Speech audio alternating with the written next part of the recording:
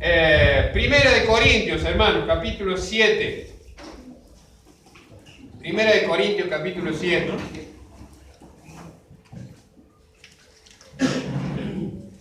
Doy gracias al Señor que no tenemos internet, porque eso me permitió volver al papel.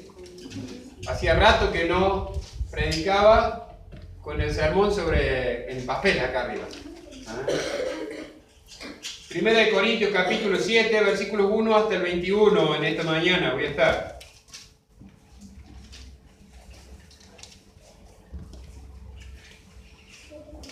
Este es uno de los párrafos que muchas veces se ha malinterpretado y se ha usado para forzar relaciones, o se ha malentendido, o se ha enseñado de manera incorrecta, interpretando mal el texto y asumiendo que las cosas deberían hacerse de tal o cual manera, y de hecho ustedes se van a encontrar con diferentes predicadores que sobre este texto tienen hasta posturas encontradas. Mi deseo, hermanos, es exponer lo que la Biblia dice sin ninguna cosa de mi parte, o sin ningún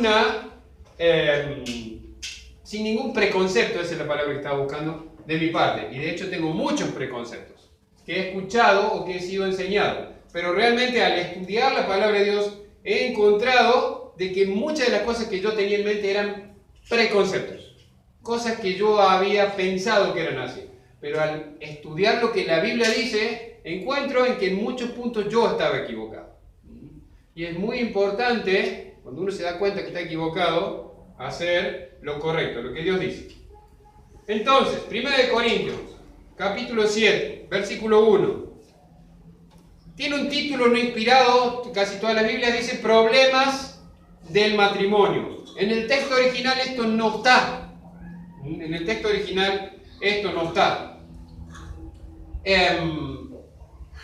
Para que entremos un poco más en tema, no hay ninguna referencia de que Pablo esté casado en este momento. Lo que sí sabemos es que estuvo casado, porque él era miembro del Sanedrín. Los miembros del Sanedrín eran varones mayores de 30 años, casados. Lo que la Biblia enseña es que probablemente no tenía a su esposa. ¿Por qué razones? No nos deja. Puede haber fallecido, es muy probable. Pero entendemos que lo que Pablo está queriendo destacar acá es, o lo que Pablo quiere elevar acá, es el matrimonio. Tenemos que volver al contexto donde Pablo está predicando, o a quienes Pablo les está predicando. La ciudad de Corinto, cultura greco-romana. En el contexto cultural, vamos a entender por qué Pablo se expresa de esta manera. En el contexto sociocultural vamos a entender por qué Pablo se expresa de esta manera acerca de los solteros y acerca de los casados. Dice versículo 1: en cuanto a las cosas de que me escribisteis, bueno le sería al hombre no tocar mujer, pero a causa de las fornicaciones, cada uno tenga su propia mujer y cada una tenga su propio marido. Mire, Corinto tenía un templo, como todas las ciudades greco-romanas, tenía un templo dedicado a la diosa Afrodita. En estos templos, si usted lo quiere trasladar a nuestro contexto actual, es un lugar donde la prostitución es legal y es religión. ¿Sí? Es religión. Había vírgenes vestales en este lugar que ofrecían sus dones o servicios a los hombres. A los hombres. En el contexto de la cultura, la mujer estaba en la casa como una cosa más. La mujer estaba en la casa como una cosa más. De hecho, en la cultura, no es islámica, pero en la cultura árabe no tienen una mujer.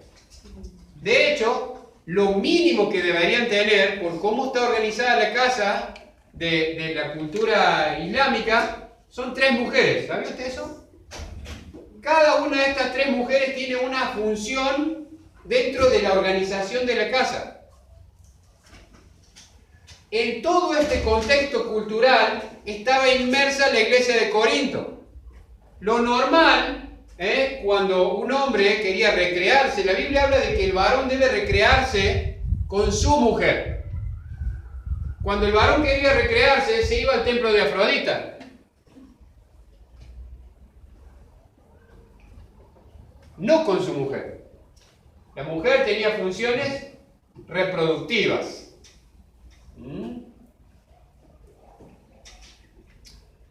Cada uno tenga, a causa de qué les dice Pablo, de las fornicaciones, del adulterio, el pecado tan grande que había en Corinto, Pablo está tratando de levantar de nuevo el matrimonio, de elevar lo que es el matrimonio. Honroso debe ser esto, el matrimonio.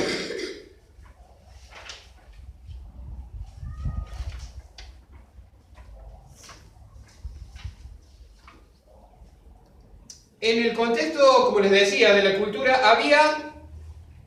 ¿Saben quién es Sócrates? ¿Alguien sabe quién fue Sócrates? ¿Sí? Un filósofo griego. Muchos dicen que lo que Sócrates enseñó era filosóficamente elevado. Sócrates dijo algo como esto, que para liberarse de los problemas o de las tentaciones que provocaba la carne, lo mejor era ir a sacarse esas tentaciones de la carne. Estoy tratando de decirlo de la manera lo más elegantemente posible, porque tenemos niños. Entonces, favorecían en toda su filosofía tan profunda esto que se llama, voy a tratar de, epicureísmo. Están el estoicismo, que es la abstención total, y el epicureísmo, el satisfacerlo para no estar tentado. Interesante. Entonces, en el mundo greco-romano, la esposa era como una simple empleada más. Mano de obra para atender la casa, cuidar a los chicos. A veces tenían más de una esposa, entonces una se encargaba de la cocina, otra era la que se encargaba de salir con el esposo. Esta es la que voy a usar para salir a los eventos, porque es la más linda que tengo. Entonces esta me voy a ir a los eventos con esta. Otra es la que se encargaba de organizar la granja, por ejemplo, de cuidarle. Muchas esposas. Era el contexto inmerso en el que está esta cultura. Corrompida, la institución del matrimonio. Pablo está diciendo que cada uno debe tener a su propia esposa y cada esposa debe tener a su propio esposo. Estrechar esta relación. En Efesios capítulo 5, Pablo dice cómo es la relación del esposo con la esposa. Como la de Cristo con la iglesia. Así debe amar el marido a su mujer, como Cristo amó a la iglesia. Y también le dice a las mujeres que deben estar sujetas a sus maridos. ¿Sabe qué tiene esta idea de sujetas? La palabra de que respondan a su marido.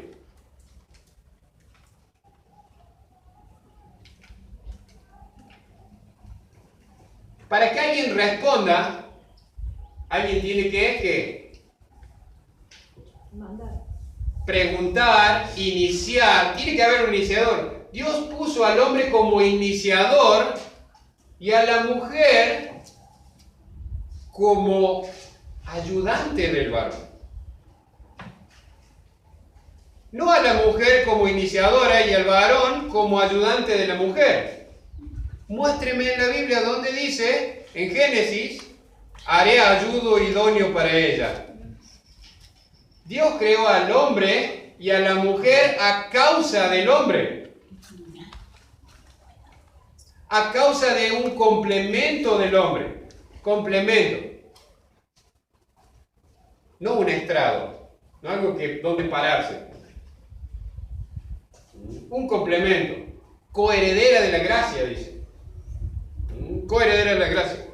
Pero si nosotros como varones queremos que nuestras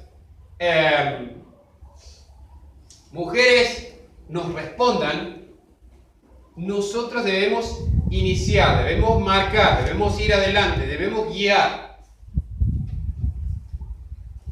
Debemos guiar. El hombre, en todos los aspectos de su vida, tiene que ser el que guía. Y esto no solo se relaciona con la intimidad física, hermanos y hermanas. El hombre tiene que ser el que marque el camino y la mujer debe responder siguiendo al varón. Lo que suele pasar a veces es que cuando los varones nos sentamos y las mujeres nos ven sentados y que no hacemos nada, entonces ellas empiezan a tomar un lugar que Dios no les dio. Entonces, si usted tiene este problema con su mujer, el problema no es de ella, el problema es suyo. Si usted muestra liderazgo, ¿sabe? Su mujer se va a poner bien atrasito suyo, porque va a estar protegida por usted. Usted va a recibir el daño, porque ese es su trabajo, proteger. Usted va adelante. ¿El pastor dónde va con las ovejas? Adelante. Mis ovejas oyen mi voz y me siguen. La oveja responde al pastor. El pastor guía. Mi primer rebaño en mi casa. Mi primera oveja es mi mujer. Si no puedo pastorear a mi mujer, menos voy a pastorear la iglesia de Cristo. Dios creó entonces a ella como una compañera, como una ayudante. Dice versículo 3, el marido cumpla con la mujer el deber conyugal y asimismo la mujer con el marido. Nuestras relaciones íntimas son respuesta de nuestra relación afectiva y no al revés. Sabíamos decir hace muchos años con mi esposa, me acuerdo que era algo así como, te amo, ¿me amás porque me necesitas o me necesitas porque me amas? Era como un juego de palabras, ¿verdad? Entonces, ¿por qué la amo? ¿Porque la necesito? ¿O la necesito porque la amo? La necesito porque la amo. Y no al revés. La amo tanto que necesito tenerla cerca.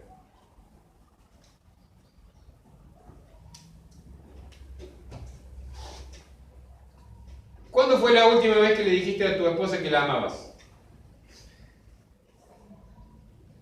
¿Cuántas veces le decís a tu esposa que la amas? ¿Cuántas veces se lo demostrás? Porque muchas veces decimos, ay, te amo, amor, te damos un beso, mi vida, te amo. Algunas empiezan a contar. Yo las veo que están contando las esposas. ¿Cuándo fue la última vez? ¿Cuándo fue la última vez que se lo demostraste? Y viceversa. Porque dice el texto ahí, el marido cumpla con el deber conyugal, y no está hablando solo de intimidad física. Piensen en esto. Y la mujer también dice, sí, tiene la idea de la intimidad física, no negarnos el uno al otro. ¿Cuándo fue la última vez que le demostraste con algo a tu mujer? O a tu esposo, con algo, que lo amas o que la amas. La mujer no tiene potestad sobre su propio cuerpo, sino el marido. Ni tampoco tiene el marido potestad sobre su propio cuerpo, sino la mujer. Yo me entregué a ella y ella se entregó a mí. ¿Vamos entendiendo esta relación? ¿Por qué ella está sujeta a mí? ¿Por qué yo estoy sujeto a ella? Corintios capítulo 5 dice, someteos los unos a los otros. La mujer no tiene dominio o autoridad sobre su propio cuerpo, sino el marido, ni tampoco el marido tiene dominio o autoridad sobre su propio cuerpo, sino la mujer.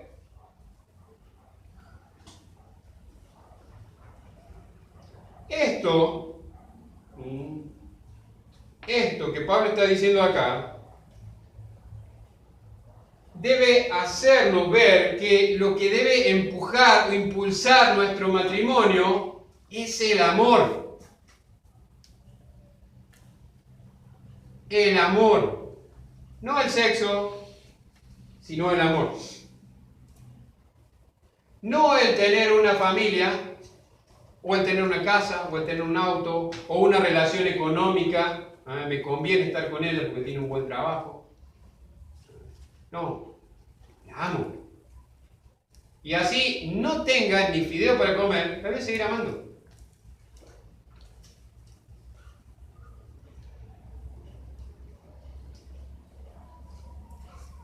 Versículos 5 y 6.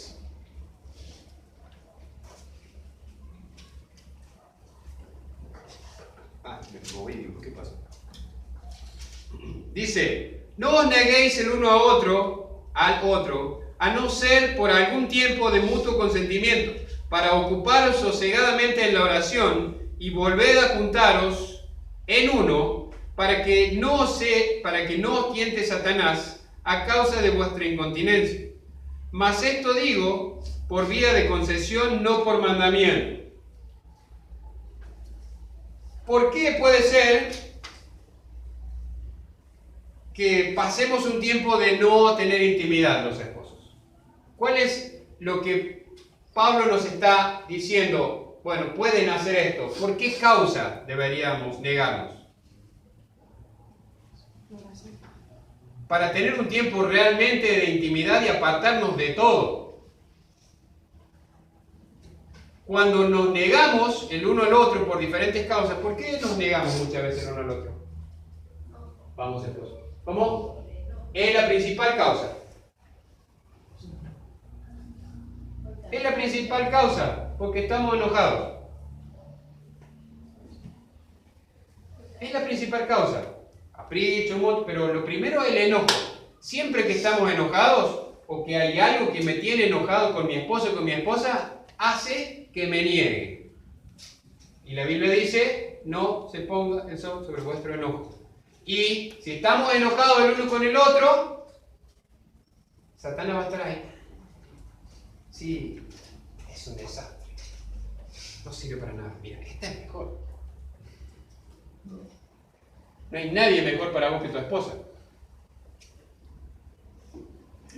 Versículo 7. Quisiera más bien que todos los hombres fuesen como yo, pero cada uno tiene su propio don. Uno a la verdad de un modo y otro de otro. Como les dije, en este tiempo Pablo no tiene esposa. Él no se volvió a casar, o no, la Biblia no nos da ninguna pista de que él se volviera a casar. Aunque la Biblia enseña de que él pudo haber tenido esposa. Él menciona que él dice, no recuerdo el texto ahora, pero está diciendo que él también tenía derecho a tener una esposa, como los demás apóstoles.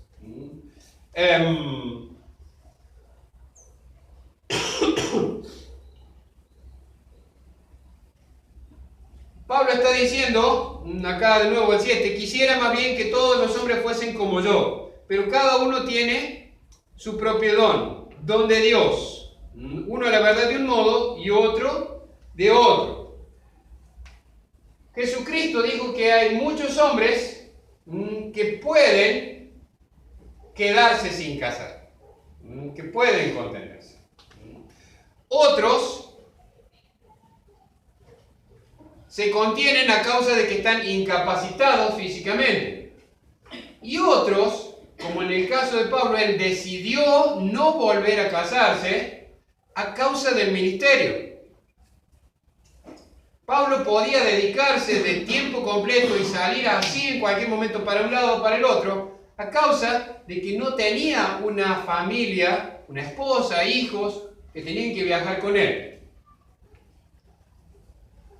Keila conoce al pastor Jaime y está en una etapa en donde tiene hijos en un país y el último que queda, Josías acá en Argentina.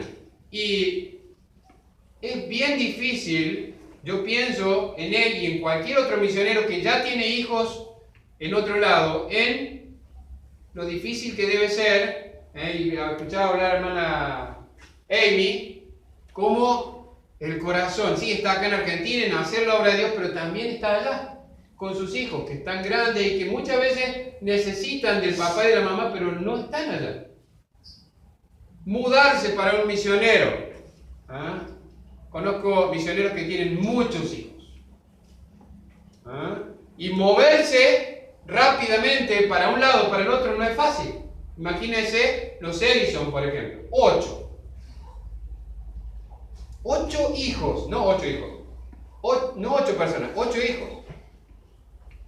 Hoy vamos a estar 3 meses en esta ciudad. Nos vamos a mudar, vamos a ir un mes a otra ciudad. Imagínense moviéndose con toda esa cantidad de gente. ¿Se puede hacer? Sí, pero si es un evangelista. El ministerio de Pablo era más de evangelista que otra cosa. Si él tenía que estar una semana. ¿Sabe? ¿Conocen algún evangelista importante o de renombre?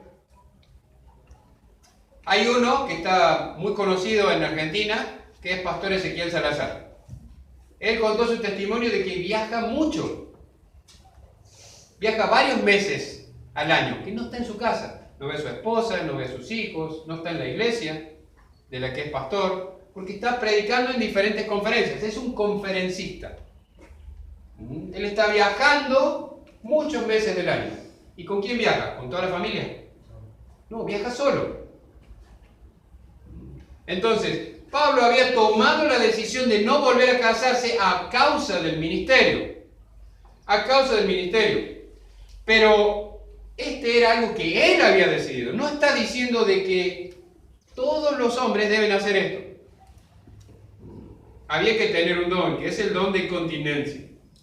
Versículos 8 y 9. Digo pues a los solteros y a las viudas que bueno les fuese quedarse como yo. Pero si no tienen don de continencia, cásense.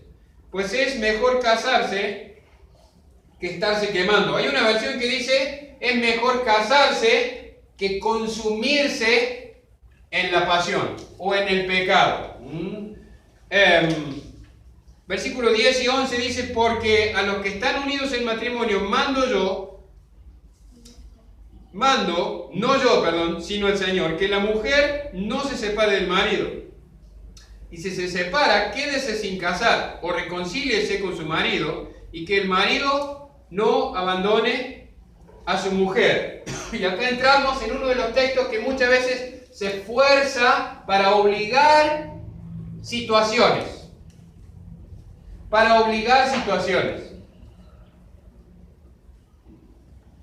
¿Por qué Pablo está diciendo, si pueden apartarse, si tienen ese don de continencia, mejor, pero si no lo tienen, cásense? Van a estar pecando contra Dios, porque van a estar fornicando, y además van a ser de tropiezo a otras personas.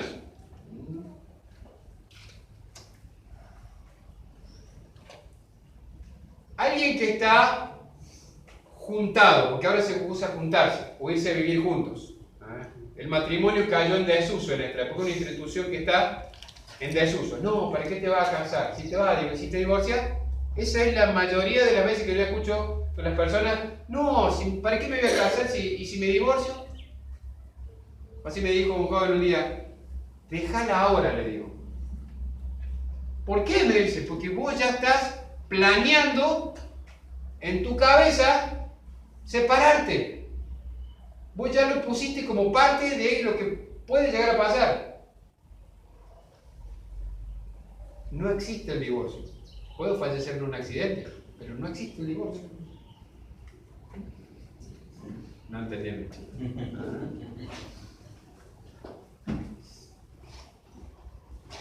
Si pueden contenerse, mejor, porque van a estar 100% abocados al ministerio, pero si no, cásense.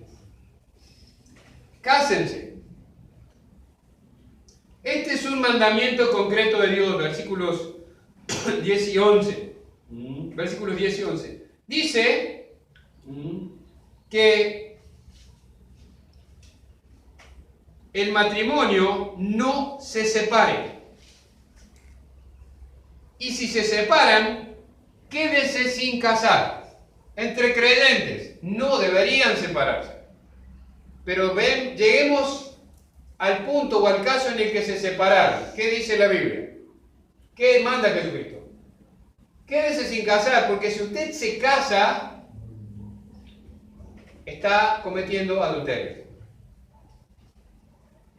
Pero peor pecado es que cometa ese adulterio sin casarse. ¿Ah? Peor pecado es ese. Muchas veces tomamos estos textos, y muchos pastores han tomado estos textos y han forzado situaciones. Cada situación es particular, única.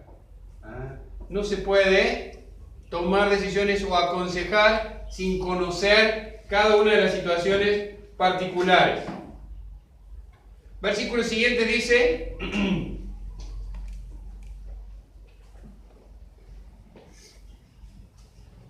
Mire, me gusta cómo termina el versículo 11. Dice, y que el marido no abandone a su mujer. El pacto que como esposo, es mi decisión como esposo, y el pacto que hice delante de Dios con ella es hasta que la muerte nos separe. Hasta que la muerte nos separe. Porque en el cielo no nos daremos en casamiento. Entonces, sigue diciendo la palabra de Dios. Y a los demás digo yo, ahora Pablo dice, no el Señor, si alguno tiene mujer que no sea creyente y ella consiente en vivir con él, no la abandone. Y si una mujer tiene marido que no sea creyente y él consiente en vivir con ella, no la abandone, porque el marido incrédulo es santificado en la mujer y la mujer incrédula en el marido. Pues de otra manera vuestros hijos serán inmundos, mientras que ahora son santos. Muchas veces me ha pasado también que jóvenes, o sobre todo jóvenes, me dicen, ay, no es creyente, pero yo lo voy a traer al Señor. No.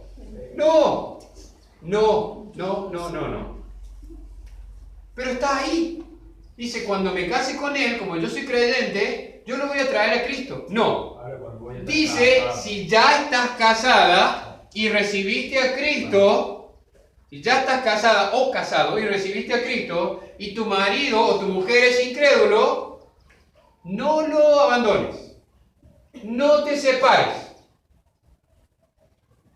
Porque tal vez, por tu testimonio, él llegue a ser salvo. Él llegue a ser salvo. Pero encontramos en los versículos más adelante que si él o ella, que son incrédulos, se quiere ir, estás libre de la ley de tu marido.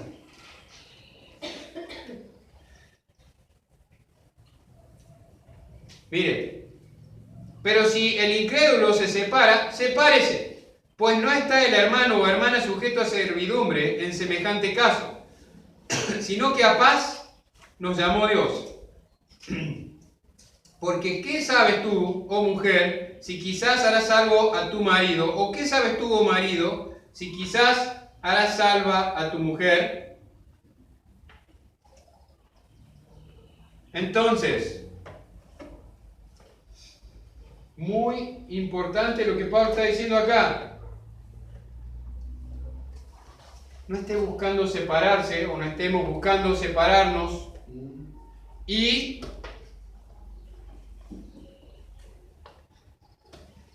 sea cual sea la situación. El consejo de Pablo una y otra vez es: no busques separarte. Pasa muchas veces que en nuestras vidas vemos, como se dice, el vaso medio vacío. Estoy seguro a los cónyuges que si yo les pido una lista de los defectos de su cónyuge, me van a hacer quizás una resma de lista. Ahora, si yo le pido una lista de las virtudes de su cónyuge, y quizás con un papelito, no, me sobra con esto, pastor. Con este cuadradito chiquito me sobra. Siempre estamos enfocados en ver las cosas malas que tiene el otro, en vez de orar por ellas y concentrarnos en las cosas buenas que tiene el otro, las virtudes que tiene el otro. Cuando usted estaba en ese enamoramiento, por decirlo de alguna manera, de otra persona, ¿le veía algún defecto? No, por eso se llama novio. Ah, no vio, porque no vio. No vía. Gracias por el chiste, hermana. No veo. Hermana, pero le veíamos, no, veíamos que era perfecto o era perfecta. Y estaban los defectos ahí, pero ¿qué estábamos mirando del otro? Todo lo bueno que tenía. Sus defectos estaban ahí, igual que están hoy. Algunos quizás fueron cambiando, Dios fue moldeando la vida, pero estaban ahí. Es muy importante, hermanos, que revaloricemos el matrimonio. Primero en nuestras vidas y después que revaloricemos al mundo y que le mostremos al mundo lo importante que es el matrimonio, lo importante que es la familia.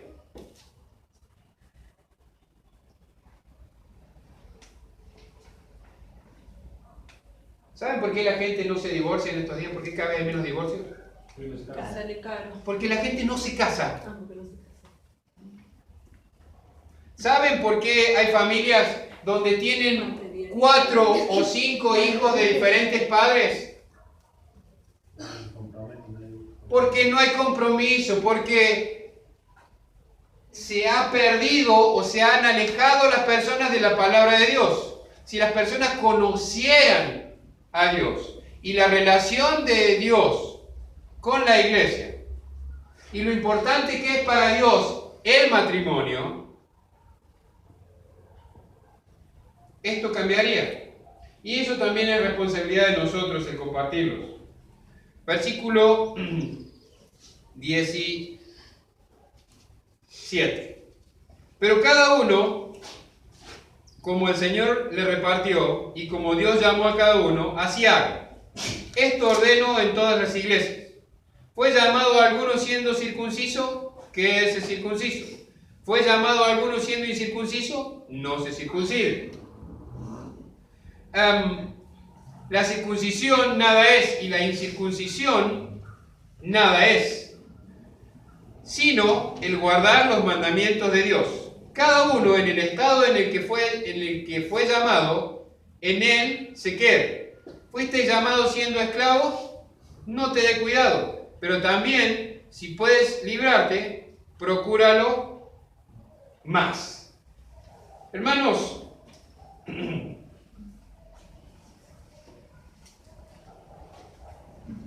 en esta porción, y cerrando el tema de los dones en cuanto a lo físico, en cuanto al tema del matrimonio, Pablo va a empezar a cambiar el tema, a hacer una transición del tema.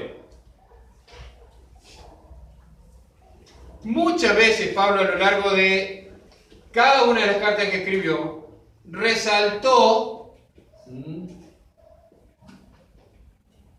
la verdadera circuncisión, la del Espíritu. Pero lo que Pablo está tratando de decir, ahora, es que cuando Dios te llama, Dios te salva, no intentes ser lo que no sos. No intentes ser lo que no sos. No necesitas ser otra persona. Jorge no necesita ser Pablo. Renzo no necesita ser Pablo. David no necesita ser Pablo. Gaby no necesita ser Pablo. David tiene que ser David, Renzo tiene que ser Renzo. ¿Pueden aprender de Pablo? Sí, pero cada uno debe ser quien es. No necesitamos aparentar ser otra cosa. Recuerden que una de las cosas con la que batallaba Pablo era con el judaizar.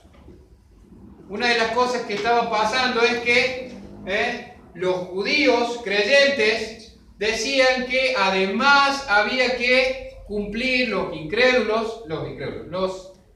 gentiles, debían cumplir todas las obras de la ley. Por eso es que se armó el revuelo que se armó y tuvieron el concilio en Jerusalén. Después de este concilio hay cuatro cosas de las cuales debemos los gentiles abstenernos: sangre, ahogado, fornicación, ídolos.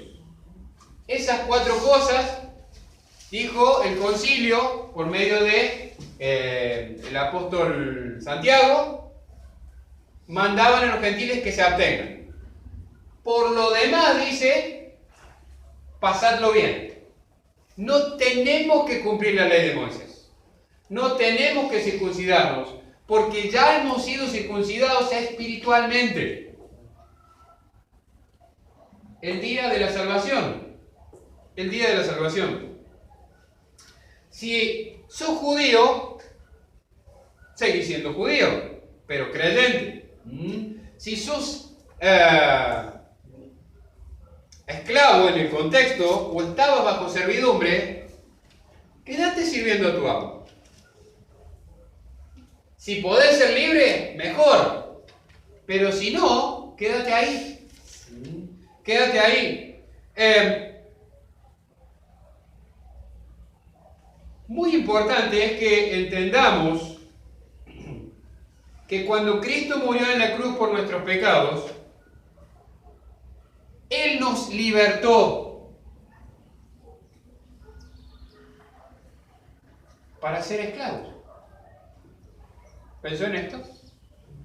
La palabra que se traduce como siervo, en realidad, doulos, es esclavo. ¿Por qué en el contexto de la 60, cuando tradujeron la 60, no dejaron esclavo? Porque al mundo hispano, la esclavitud les suena chocante. Suena chocante, esclavo. ¿Sabe que soy esclavo de Jesucristo? Yo me hice esclavo. Eso es lo que dice el término. Soy un doulos. Sirvo. ¿Por qué le sirvo? Porque lo amo. Nadie me obliga a servir a Jesucristo. Nadie me pone una cadena para que sirva a Jesucristo. Pablo escribió también en los Corintios, así como antes eran tremendos esclavos del pecado, ahora sean tremendos esclavos de Jesucristo.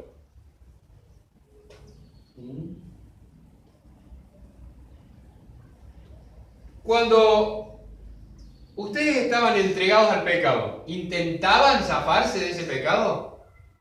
Seamos sinceros. No. Es más, nos entrenábamos para ese pecado. Tremendos pecadores. que Jesucristo nos libertó de ese pecado, para que seamos siervos de justicia, con la misma vehemencia, o con el mismo fervor, con la misma pasión, entendiendo bien la palabra, que pecábamos, ¿servimos a Jesucristo? ¿Se has preguntado esto? Yo me pregunto muchas veces. Yo pregunto. ¿Usted cree que Dios le ama? ¿Sí? ¿Usted ama a Dios? ¿Sí? Sinceramente, en su vida,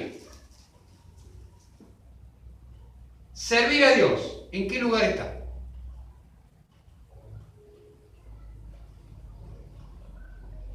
¿Pensó esto? Primero, segundo, tercero, cuarto, quinto, sexto, séptimo, octavo, enésimo, para los que les gusta la matemática. ¿A dónde está el servir a Dios?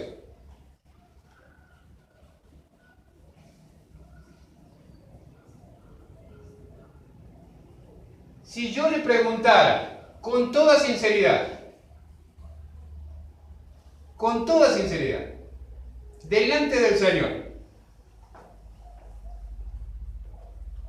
¿cuál es la prioridad en su vida? Podría decir, no me lo diga ahora, piense.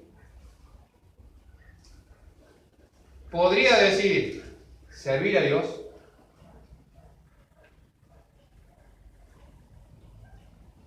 Si no puede decir esto, reconocerlo es el primer paso. Y el segundo paso, dejar de ser esclavo de usted mismo y empezar a ser un esclavo o un siervo de justicia, un siervo de Dios.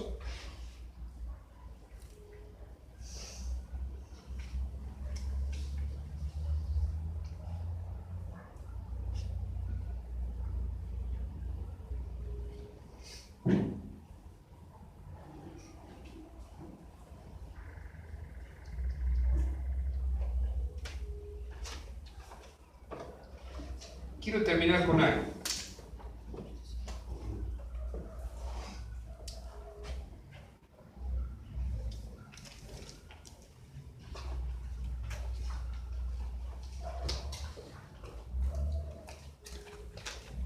Piense conmigo, termino con esto. No son 5 minutos más. Termino con esto. Piense conmigo.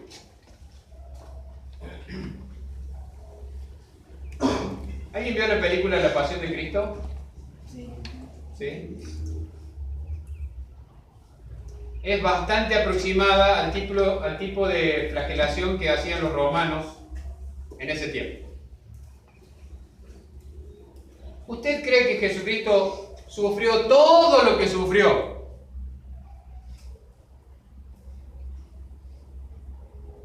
para que usted desperdicie su vida sirviéndose a sí mismo?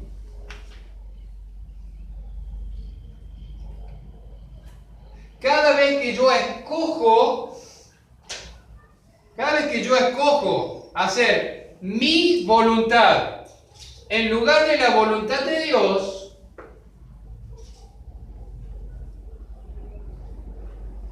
¿sabe qué le dice al sacrificio de Jesucristo en la cruz? No me importa lo que sea. No se lo dice con palabras, pero sus acciones dicen eso. La verdad me tiene sin cuidado lo que sea. No me importa. Es más importante lo que yo quiero hacer. Eso le estamos diciendo muchas veces a Jesucristo. Muchas veces. Más de las que nos damos cuenta. Hermanos, tenemos que dejar de vivir una vida livianita como cristianos. Realmente doy gracias a Dios por el estudio de 1 de Timoteo. Yo estoy aprendiendo más de lo que enseño. Estoy aprendiendo más de lo que enseño. Realmente estoy aprendiendo de que hay tantas veces, pero tantas veces en las que he puesto en mi vida en segundo lugar la voluntad de Dios, incluso como pastor. Yo quería hacer las cosas de tal o cual manera, y yo quería hacerlo así. Y lo vamos a hacer así.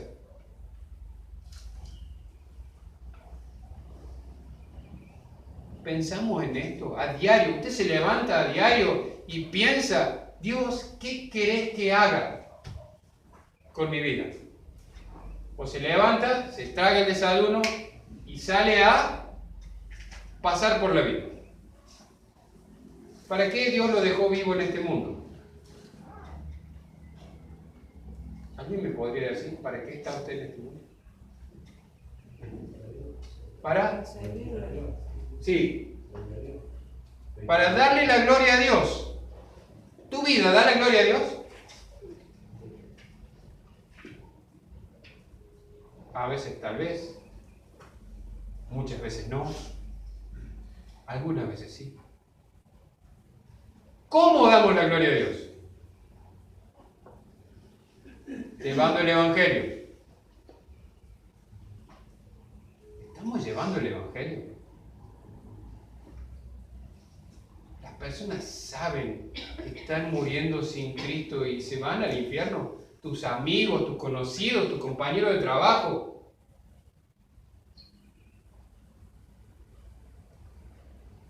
Tus hijos.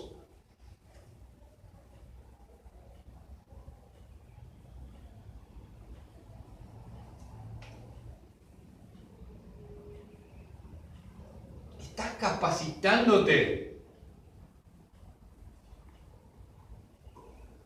para ministrar a otros creyentes. Como creyente, tengo 20 años. Me dijo un hermano una vez, tengo 40 años de salvo. No se notaba. ¿De qué te sirve haber hecho una profesión de fe hace 40 años y seguías ahí sentadito, sin hacer nada? Sin crecer, sin capacitarte, sin servir a Dios. Hermano, Dios no nos salvó para calentar un banco.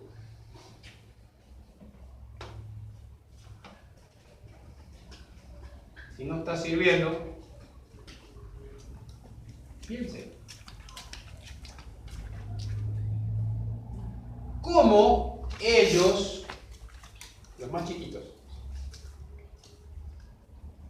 van a hacer el relevo mío si ustedes no imprimen en sus vidas?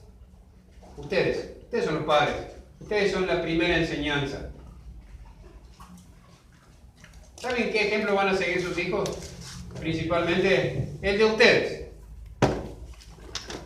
Sus hijos van a amar a Dios si los ven amar a Dios. Sus hijos le van a dar la prioridad a Dios si les ven dar la prioridad a Dios.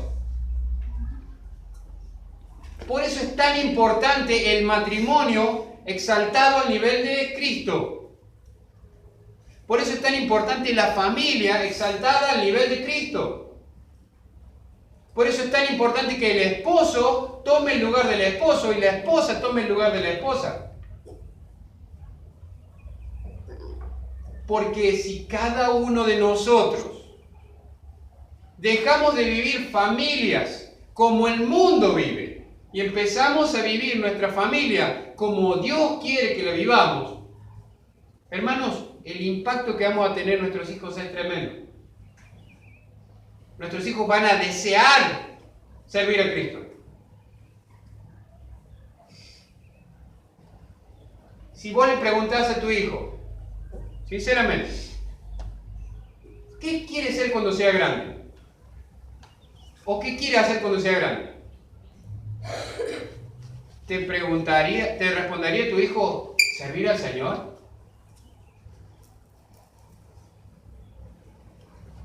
¿Y eso de quién es responsabilidad? Del pastor, que el pastor le enseñe. No, es tu responsabilidad. Él tiene que desear desde niño. Timoteo, ¿quién le enseñó a Timoteo? La abuela y la mamá. Su papá era griego, no creía.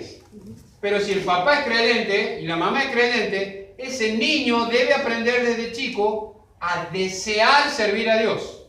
¿Saben por qué Timoteo agarró calladito la boca y se fue con Pablo? Porque deseaba servir a Dios. Eso aprenden nuestros hijos. O aprenden a ser excelentes jugadores de fútbol. O, qué sé yo, lo que sea que a usted se le ocurra. O de básquet, ya que no se lo guste. ¿Está mal que sea un jugador de básquet tu hijo? No. ¿Va a servir a Dios? Sabemos que hay hermanos que sirven a Dios a través del básquet. Aro para la esperanza. ¿Son buenos jugando el básquet? Son buenos. En inglés. Hoops for hope.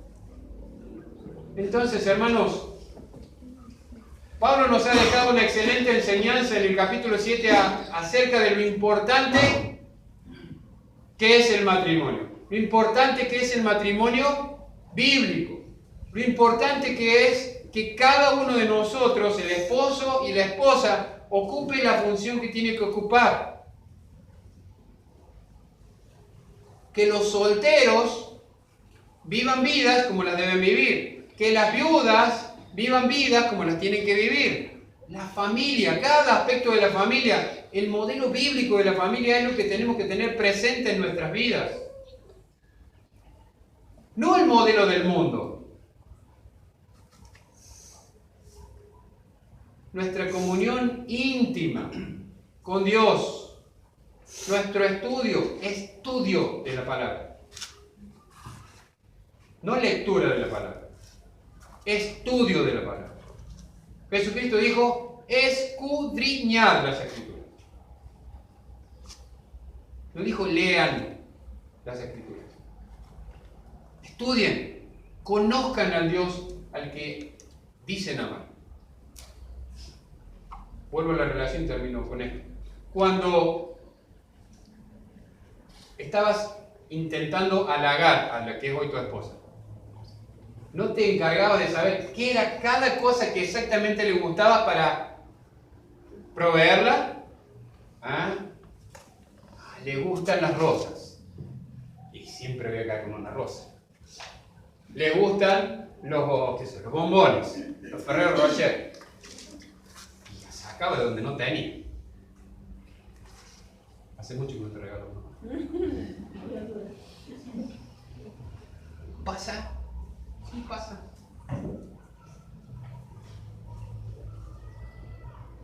En nuestra relación con Dios, ¿cuánto sabes de Dios?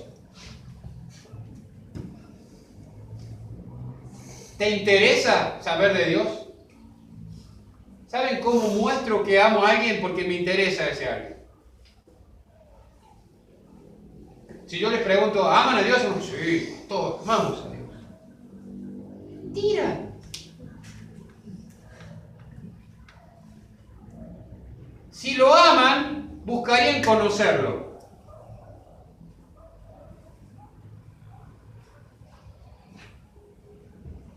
Y yo, miren, no es que los esté retando, no piensen que lo estoy retando. Me estoy retando a mí mismo. ¿Saben cuánto no conozco a Dios? Pero me esfuerzo.